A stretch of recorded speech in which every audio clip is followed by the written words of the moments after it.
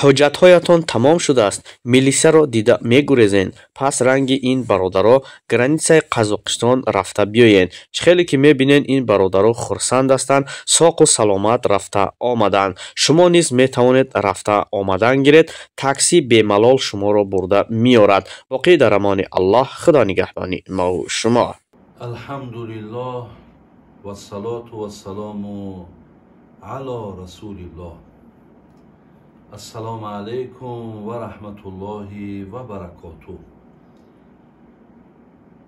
қаблан аз худованди бисёр меҳрубон дуогӯ ҳастам ки ҳамагони шуморо чӣ дар дохил бошен, чӣ дар хориҷ бошен, худованд ҳамеша дар паноҳи раҳмат ва исматаш нигаҳбонтон бошад. бародарону хоҳарони гиромӣ,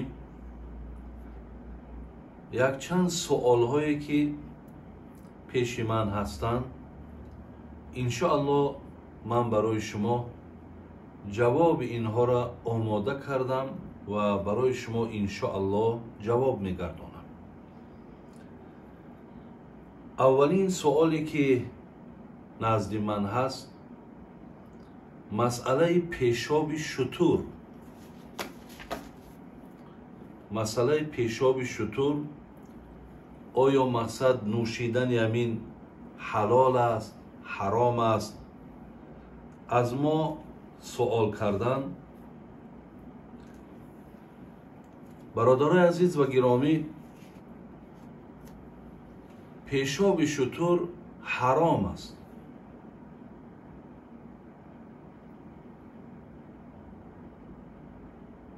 барои оне ки ман ба шумо ҳуҷҷати ина нишон диҳам, дӯстони азиз, аз ширкати шифофармо муроҷиат мекунам. фарзандоне ки ҳангоми хоб кардан пешоб мекунанд, худро идора карда наметавонанд, аз модару падари худ шаллоқӣ мехӯранд. курс лечебни дорад. дӯстони азиз, аз 12 гиёҳ тайёр шудагиай доставкаи бепул ба ҳамаи шаҳрҳои Россия ва Тоҷикистон дорем. китобе ки ман дар пеш дорам, бародарои азиз, и осору сунан аз ҷаноби Муҳаммад ибни Али Нимавӣ ҳаст. аллоҳ раҳматшон кунад. шахсони хеле донишманду муҳаддису олимҳои хеле бигем забардаст ҳастанд. дар ин ҷа як бобе дорад, боб моҷоа фил баул. мақсад ин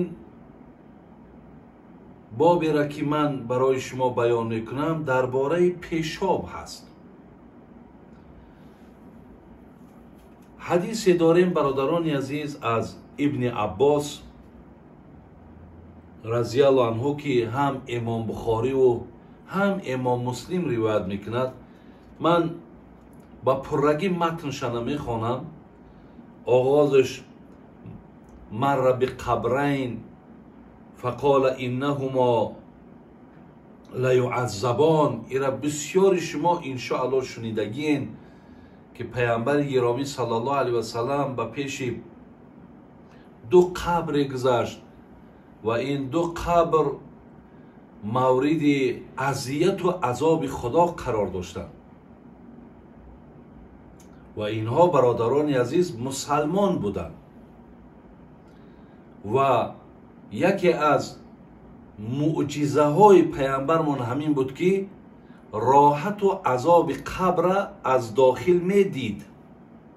ин муъҷиза бигем аз моли пайғамбармон саллаллоҳу алайҳи васалам ки аллоҳи меҳрубон ба ӯ ира дода буд.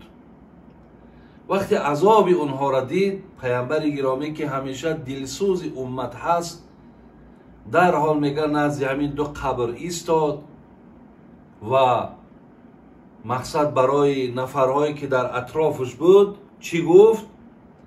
гуфт ки инҳо, гуфт, дар азоби илоҳиянд, инҳо дар азиятанд, инҳо бисёр дар хориянд. ва ҳазрат дарҳол нишон дод, гуфт ине ки ин қабреро ки ба ҷониби росташ нишон дод, гуфт инаш, гуфт, нафаре буд ки дар дунё суханчин буд, суханбар буд.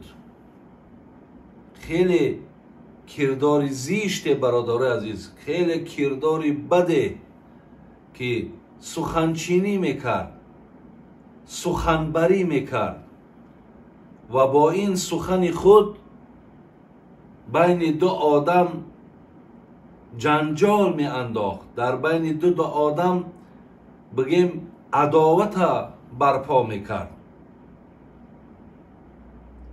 خدا رحمت کنه شیخ سعدی را میگو در برابر چو گوسفند سلیم، در قفا چون گرگ مردم خوار. هر که عیبی دیگران پیش تو آورد و شمرد، بیگمان عیبی تو پیش دیگران خواهد و برد. این سخنچین ها، این سخنبرها، اینهایی که بین بنده های خدا بدبینی و کدرت و نفرت ایجاد میکنن، جناب شیخ سعدی میگه اینها در نزد در پیشت مثل گوسفند هستند، چقدر حلیمند، ولی اینها را اگر در پشت ببینی اینها رنگ گرگ بسیار رذیلند و بسیار بیرحمند. از این جهت میگه اینها میگه عادت چون همی ای، وقتی که یک عیب یک کسی را با پیش تو آورد، یقین بدان که عیبی تو را با پیش دیگران خواهد برد.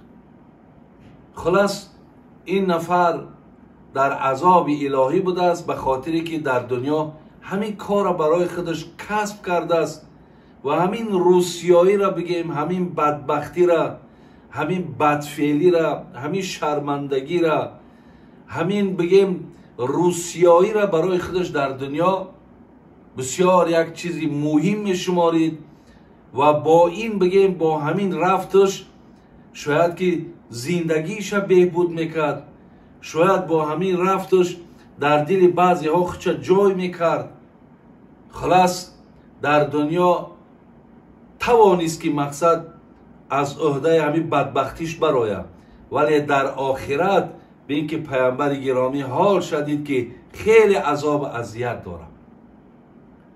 دویم نفری را که حضرت نشان داد، گفت اینش گفت از حساب آن بود که اینجا متن حدیث میام لا یستطیر من البول، در پیشاب اهمیت نمیداد. یعنی وقتی که اگر قضای حاجت هم که میکرد خودش دیگر بگیم خشک نمیکرد. الله رحمت کند همین صاحبای کتابا را میبینی، میگه هر نفری که از قضای حاجت که بلند شد تا 10 بار تا 15 بار میگه از جاش میگه باید همین خیلی پریدن بگیرد تا چیزی از پیشاب باشد همش بیاید خودش خشک نو، بعد مقصد بگیم همون ایزار از بروک از پوشد و بعد از حاجت خانه بیرون شود. این نفری بود میگه در دنیا که پیشابش در بدنش در لباسش میرسید و این اهمیت نمیداد. و پیامبر گرامی در حال میگه یک نوده که الله دانا بود، یک نوده سبز، شاید از خرما بود، شاید از چیز دیگری بود، میگه شکست و بالای همون قبرها در خلاند و چی گفت؟ و گفت که گفت ثم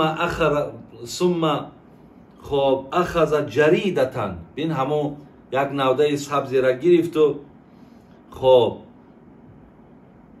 رطبتن فشقها نصفین فغرس فی کل قبر واحده، یکیش در یک طرف خلان، ایشا میگه در دیگر طرف خلان. قالو یا رسول الله لما فعلت هذا، میگه پرسیدیمش که چرا حضرتی کارا کردی، یعنی این نوده ها را بالای قبر دموندی. گفت لعله یخفف عنهم ما لم ییبسا، تا وقتی که اینا سبزن در حق مرده هاتون سبکی میارن. ببین برای مرده هاتون خیر میارن. ما لم ییبسا یعنی تا زمانی که اگر خشک نشود، یعنی وقتی که خشک میشید است مقصد چی است؟ مقصد دیگر یعنی همون شاید سبکیه که یا دعایی که برای مرده میرسید همون قطع میشود. برای همین است که میگن علف قبرستان را در حالت تر بودنش سبز بودنش ندروید. هرگاهی که از او میخورد شیری او را خوردن مکروه است، زیرا اونها یک سبکی برای بگیم همون صاحبای قبره، برای صاحبای قبر میشن. وقتی اگر خشک شیدن ما حق داریم که اونها را بدرویم، یا اینکه اگر درختی که خشک شید میتونیم که اونها را بگیریم و اونها را به مبلغ تبدیل بتیم و پول همونها را در آبادی همون داخل منزل صرف کنیم. مقصد ببینیم برادرای عزیز و خواهرای گرامی که یکی از سببهای عذاب قبر پیشاب بوده است که این پیشاب ننوشیده بلکه در خواه بروکش بگیم خواه در بدنش چکیده است، خداوند به همین خاطر او را عذاب میکنه. دیگر حدیثی که در اینجا آمده است برادرای عزیز،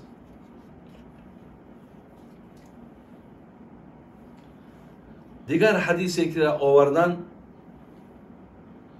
خب جناب امام ابو هریره روایت میکند، میگد اکثر عذاب القبر من البول. ابن ماجه و همچنان آخرون و دارقطنی و حاکم، یعنی جمعی محدثین روایت کردند که اکثر عذاب قبر از حساب بول است.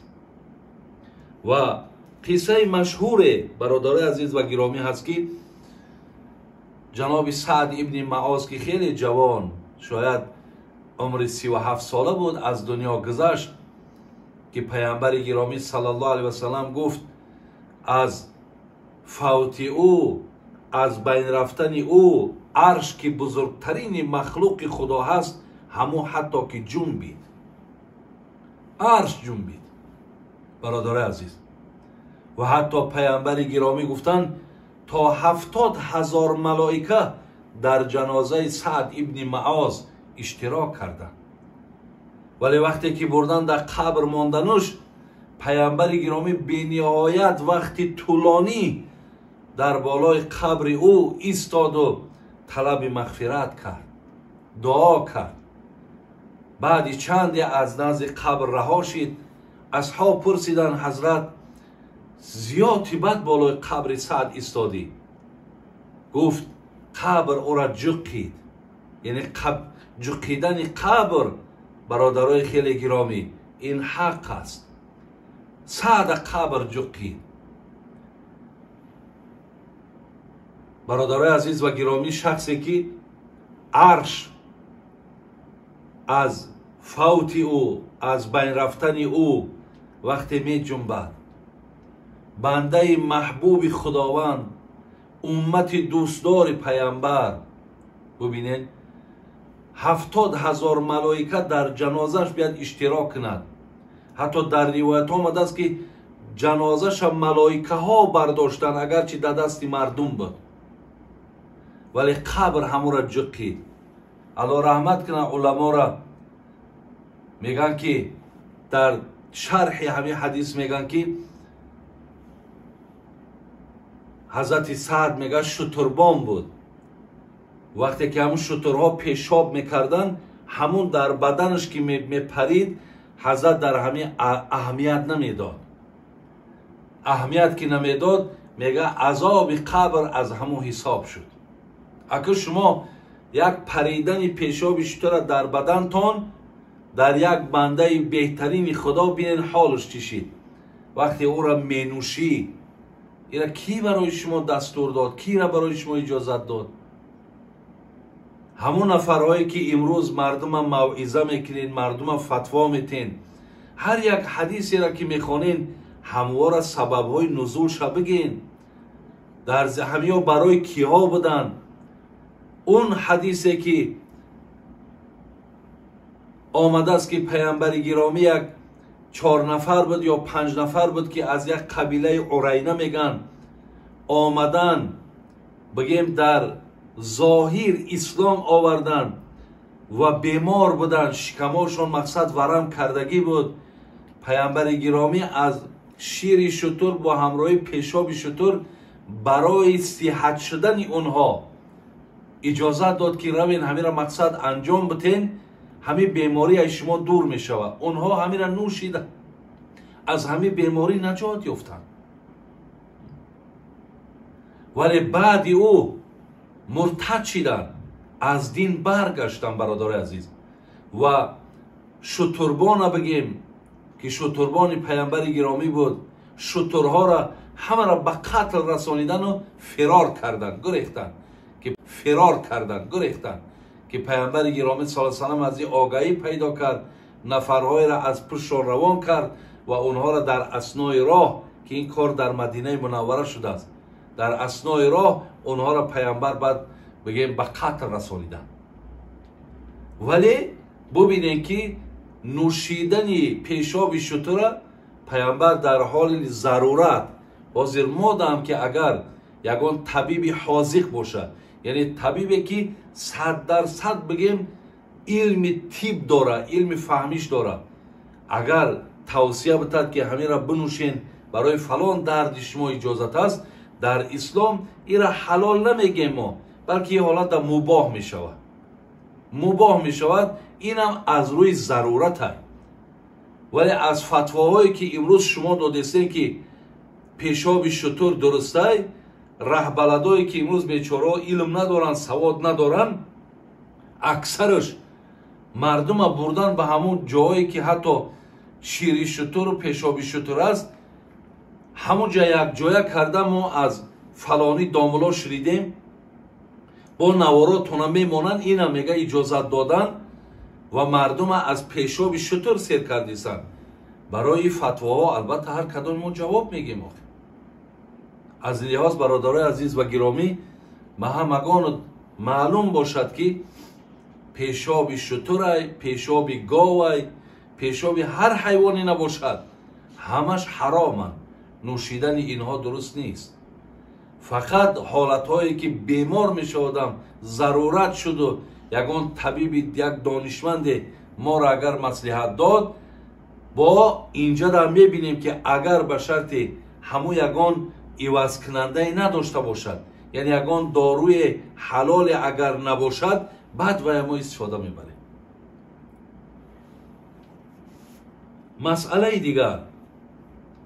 مسئله دیگری که اینجا آمده است، مسئله برادرای عزیز و خواهرای گرامی سوال کردن که آیا اگر مرد یا زن شرمگاه خودشه وقتی با دستش میقپد، آیا طهارت او میشکند؟ بعضی برادرها گفتن باز همون شبکه هایی که هستن و گوش میکنن و این صاحبای شبکه بگیم همون متن حدیث هم میخوانه و معناش هم میگد، ولی دیگر با اجتهاد هیچ مجتهد اهمیت نمیده، یعنی مجتهد اصل خودش چیزی که خواه فتوا را دادن میگیرن. ولی امام ابو حنیفه چی گفت، امام شافعی چی گفت در زیر این حدیث؟ بین شرحهای حدیث چی میگد؟ آیا یگان حدیث در مقابل این هست یا نه؟ باید مثال بگیم ما از کدام او پیروی کنیم؟ برای همین برادرای عزیز، پیش از جواب گفتن اینم، در کجای کدام مسئله را که میشنوین، حتما از داملاهای خودمان، یعنی از داملاهای خودمان که مقصد الحمدلله از تمام همین مسئله و مسائل با موافق همون حدیث های پیامبر برای شما جواب میگن، از اینا استفاده بریم. این اینا مقصد سبب میشوند در بین مردم نمیتری بدبینی و تفریقه و اونا ملای تری گفته ای تری میگوی گفته و نمیداند که عقیده تو مقصد تو مقلد نیستی، اینا نمیداند. اون نمیداند که تو حنفی نیستی و نمیداند که تو حنبلی نیستی. فقط شما مثال خداتون هم معرفی کردگی که ما پیروی پیامبر گرامیم، با همین مثال کلمه بگیم یا با همین جملتون мардум мақсад гул зада гашти. яъне маънош ҳамие ки ман пайрави пайғамбаруму ин 4 имоме ки аст ино пайрави пайғамбар нистанд. ё як вақтҳои дар мардумои мо ҳам хеле савол буд, дар мазҳаби пайғамбармон саллаллоҳу алайҳи васалам аст ё дар мазҳаби имоми аъзам? ҳар як нафар номи пайғамбара мешунавад, бечора намедонад чӣ ҷавоб бигӯяд. яъне бо ҳамин тактикаҳо бигем мардума ба Абу Ҳанифа мехоҳем ки душман кунем, ё Абу Ҳанифара муаррифӣ мекунем ки гӯё ки ира илмуш ба илми шумо баробар шида намед, лекин шумо 1000 номаъқул кардагид. дар ҷое ки сухани имом Абу Ҳанифа аст, дар ҷое ки сухани имом Аҳмади Ҳамбал аст, 4 имом аст, ҳеҷ вақт сухани шумо дар унҷа ягон қадр ва қимате надорад. зеро ҳадиса, ояти Қуръона инҳо мефаҳмиданд, инҳо дарк мекарданд, шумо не.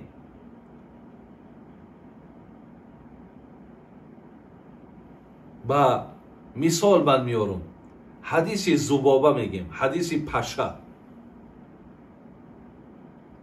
бинен дар ҳадис омадааст ки пайғамбари гиромӣ саллаллоҳу алайҳи ва саллам гуфтанд ки агар як пашае дар оби шумо, яъне дар ҳамон пиёлае ки об аст, дар ҳамон ҷо агар афтид, ҳамонро мегӯяд дар даруни ҳамонро дар пиёла мегӯяд буғутон, яъне ҳамаи пашаро бигзор, вай ба як тараф меғалтад, яъне ҳамаи паша дар даруни об намедурад. вақте мегӯяд ки диди ҳамон даруни обда ба пуррагӣ тарш ку, берун да парту оба бинӯш. барое ки мегӯяд дар ҳамон париш ки заҳролудай ба ҳамон парш меафтидай. қудрати илоҳиро бин ки мегӯяд пари дигараш муқобили ҳамон бигем заҳри ҳамон пари бидагишай, иш муқобилай. вақте ҳар душа ки андохтем ҳамон заҳр аз байн мебарад ва ира исбот кардам. вале бародари азиз, ҳамин одамое ки худошона пайрави ҳадис мегиранд, ку пурсониш ки агар ду паша биғалта чӣ? агар ба шарте ки дар даруни ҳамон об мурча биғалта чӣ? агар дар даруни об замбур биғалта чӣ? ин хел ҳадис нест ки дар об пайғамбар гуфта бошад замбур баафта, ё ин ки мақсад дар ҳамон обтон мурча баафта, ҳукми ӯ чӣ мешавад? агар ҳаминое ки даъвои ҳадис доранд бо тамоми пирошон то рӯзи қиёмата бикованд, ҷавоби ира аз ҳадис ёфта наметавонанд. алло раҳмат кунад ҷаноби имом Абу Ҳанифара.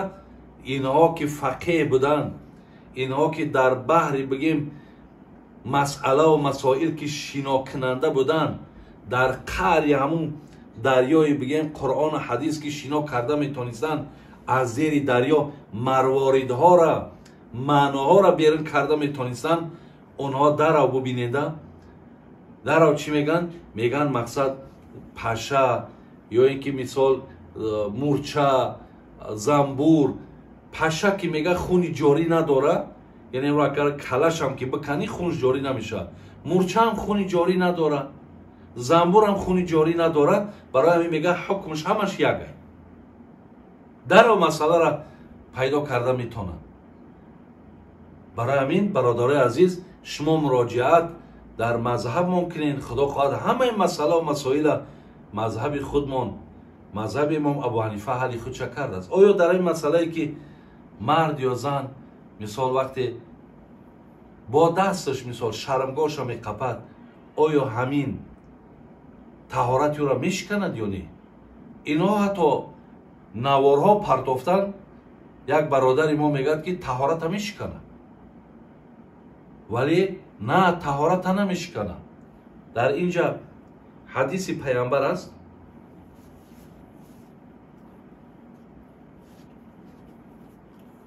خب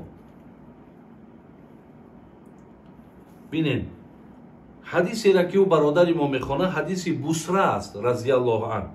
میگه قال رسول الله صلی الله علیه وسلم اذا مس احدکم ذکره فلیتوضا. هرگاهی که کسی شرمگاش قپید باید طهارت کنه. اگر بین ایرا امام مالک در موطأش آورده است و امام احمد بگیم صحیح گفته است، ترمیزی هم صحیح گفته است، بیهقی هم صحیح گفته است. ولی حدیث دیگری که برادرای عزیز ببینین آورده است جناب خب نیموی، این میگه ان طلق ابن علی رضی الله عنه صحابه پیامبر قال رجل مسست ذکری او قال رجل یمس ذکره فی الصلاه علیه وضوء فقال النبی صلی الله علیه و سلم لا انما هو بضعه منک. یک نفری میگه پیش حضرت اومد گفت پیامبر گرامی یک آدم در درون نماز بود، همین زمان میگه دستش در مقصد داخل همون بروکش انداخت و همون شرمگاهش قپید. آیا همین نمازش فاسد چید؟ آیا طهارتش شکست؟ پیامبر ما گفت نه، گفت طهارتش نشکسته است، نمازش هم باطل نشده است. همو گفت شرمگاه هم گفت پاره، یعنی یک گوشت از بدن شما است. ایران برادرای از ببین ابن حبانی حدیث صحیح میگد و طبرانی صحیح میگد انا و این چونین یکی از نفرهایی که امام بخاری شاگردشه، امام احمد حنبل شاگردشه، حضرت امام ابو داود شاگردشه، علی ابن ابو داود میگن با لقب ابن المدینی، ابن المدینی، این کس استاد امام بخاری. این چی میگه؟ میگه هو احسن من حدیث بصره. این حدیث طلق ابن علی که میگن نمیشکنه، میگه در مرتبه و مقام از حدیث بصره دا میگه بالاتره. دیگر حدیث اینجا آورده است، الله رحمت کن صاحب کتاب، از حضرت عبدالله ابن عباس که امام طحاوی استاد این حدیث صحیح میگه انه کان لا یرا فی مس ذکر وضو. میگه حضرت عبدالله ابن عباس هیچ وقت در خپیدن شرمگاه فتوا نمیداد که طهارتت میشکنه. همچنان خب اینجا چند حدیثه اسناد صحیح میگه از جناب محمد ابن حسن در موطأش آمده است. یک کسی دیگر هم از جناب عبدالله پرسیدن، عبدالله ابن مسعود که فقیه اومد بود، وقتی میپرسش من مقصد خارش داره تنم، میخوره تنم، در نمازم یکی اگر همون شرمگام هم خوریدم چی میشود؟ حضرت میگد که هو بضعه منک، یعنی او یک پاره گوشتی از مقصد وجود شما هست، یگان زلالی ندارد. حضرت علی چی میگد؟ میگد ما اوبالی انفی مسست او اذونی او ذکری. میگد حضرت علی میگه از اون میگه من چی گوش ما بقپم، چی بنی ما بقپم، چی بین شرمگاه، همش عضو از عضو بدنهای من هست. خیلی حدیث های زیاد برادرای عزیز در این باب آمده است از پیامبر گرامی که از حضرت عبدالله پرسیدن. اینجا در من چند صحابه پیغمبر را نویساندم، جناب حضرت علی، جناب حضرت عمار ابن یاسیر، حضرت عبدالله ابن مسعود، حضرت عبدالله ابن عباس، حضرت حذیفه ابن یمان، حضرت عمران ابن حسین، حضرت ابو دردا، حضرت سعد ابن ابی وقاص میگن انهم کانوا لا یرون النقض منه. اینها میگن ما هیچ وقت در قپیدن شرمگاه شکستن طهارت، یعنی هیچ وقت فتوا نمیتیم، یعنی طهارت در جای خودش باقی هست. برای همین برادرای عزیز با بیشتر معلومات خواهید در اعلان سنن ظفر احمد طحانوی هم این مسئله ها با صریح‌تر است. برای همین برادرای عزیز و گرامی این مسئله ها را مقصد ما باید تحقیق کنیم و داخل مذهب چی دلیل دارن، چی حجت میارن، همه ای را ما و شما باید اهمیت بدیم و بعد فتوا صادر کنیم. الله مهربان شما را نگهبان باشد.